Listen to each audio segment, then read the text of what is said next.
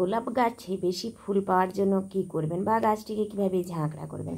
দেখুন আমার এখানে এই গোলাপ গাছটাতে সারা বছরই একটি না একটি ফুল অবশ্যই ফুটতেই আছে, কখনো কিন্তু বাদ যায় না এই গোলাপ গাছটাতে ফুল। এদিকে যেমন রয়েছে ফুল, ওদিকেও রয়েছে নতুন কুঁড়ি, আবার একটা না পরপর 3-4টা কুঁড়ি। হ্যাঁ, আর আমি এর জন্য কি পরিচর্যা করি জানেন? এই যে ফুলটা যখন নষ্ট হয়ে যাবে তখন ডোগাটা আমি কেটে দিই।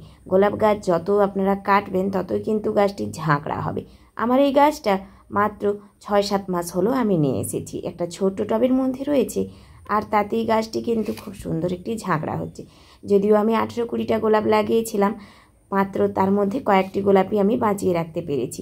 গোলাপ গাছের যত্ন খুব কঠিন, অর্থাৎ গোলাপ গাছ কিন্তু বৃষ্টির জল পড়লে বা অতিরিক্ত গরমে বাঁচিয়ে রাখা খুবই কষ্টকর। দেখুন প্রতিটি ডোগাতেই কিন্তু নতুন কুঁড়ি এসেছে, আর গাছটি একদম একটি ছোট টবের মধ্যে রয়েছে।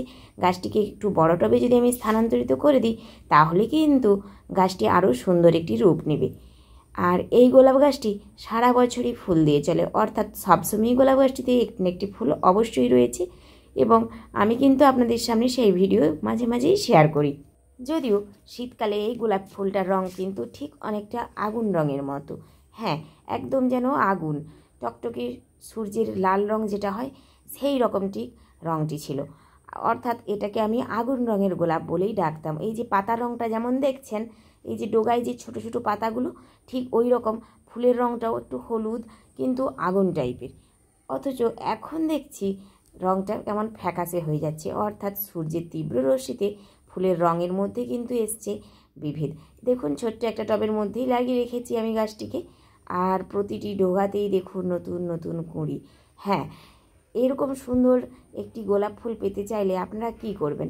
এখন যদিও ফুলটি নষ্ট হয়ে গিয়েছে, তবে সারা বছর বাগানে যদি আপনার গোলাপ থাকে তাহলে কি আনন্দ লাগে না? অবশ্যই লাগে। আমার তো দারুণই আনন্দ লাগে সারা বছর এরকম একটি যদি গোলাপ আমার বাগানে থাকে।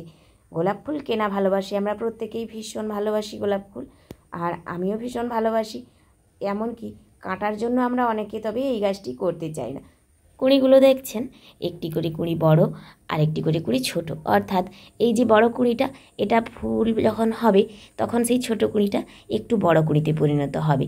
তারপর বড় কুঁড়িটার যখন ফুল হয়ে ঝরে যাবে তখন ছোট কুঁড়িটি আবারও ফুলে পরিণত হবে। অর্থাৎ এরকমভাবেই কিন্তু সবসময় এই গোলাপ গাছটি একটি না একটি ফুল দিয়েই চলেছে, আর এটা দেখে আমি ভীষণ আপ্লুত। সত্যি আনন্দ অবশ্যই লাগে, কারণ ছাদ বাগানে যদি একটি গোলাপ গাছ আমরা করতে পারি ছোট্ট টবে, তাহলে কিন্তু আমাদের সত্যিই মনটা আনন্দে ভরে ওঠে।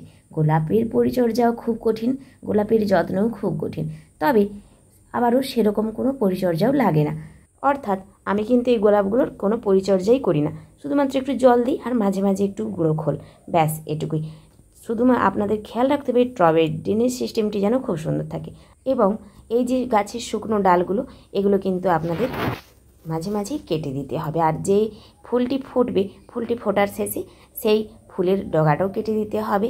আর যদি পারেন একটু সবজির খোসা দিয়ে দেবেন ওই টবের গোড়াতে, ব্যাস এতটুকুই, আর কোনো কিছুই দেওয়ার প্রয়োজন নেই।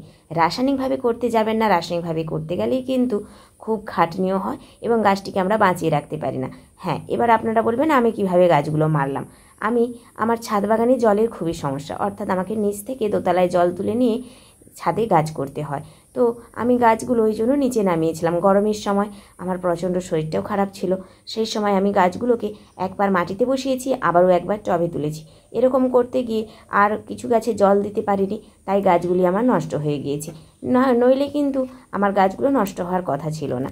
তো আমি আমার নিজের ভুলেই গাছগুলোকে নষ্ট করেছি।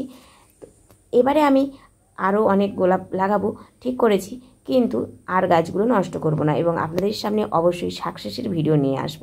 যদিও এখন আমার কাছে 5-6টা গোলাপ গাছ রয়েছে, তবে আজ এই গোলাপ গাছটিরই ভিডিও আপনাদের সামনে তুলে ধরলাম। আজকের মতো আমার ভিডিওটি এখানেই শেষ করছি। আমার ভিডিওটি আপনাদের কেমন লাগলো অবশ্যই আপনারা কমেন্ট করে জানাবেন, এবং পারলে 2-1টা গাছ অবশ্যই লাগাবেন।